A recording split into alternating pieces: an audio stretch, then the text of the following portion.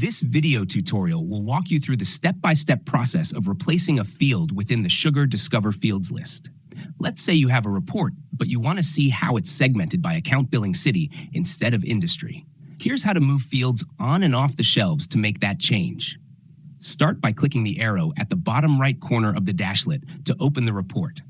Then click the bar chart icon to open the Query Layout panel, if it's not already open. Click and drag the industry field from the shelf into the fields list to remove it.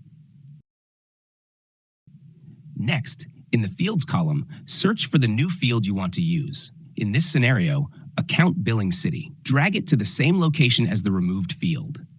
Alternatively, click the field and select Move To place it on the correct shelf.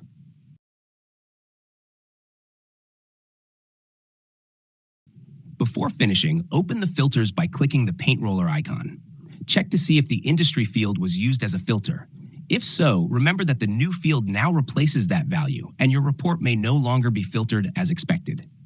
You may add your new field as a filter by returning to the Query Panel Fields list, clicking on the field, and selecting Filter, or, as in our case, Make Runtime Filter. Finally, click Save As and give the report a new name. I hope you now have a clear understanding of how to replace fields to ensure your visualizations are accurate and your fields list remains organized and easy to navigate. Thanks for watching.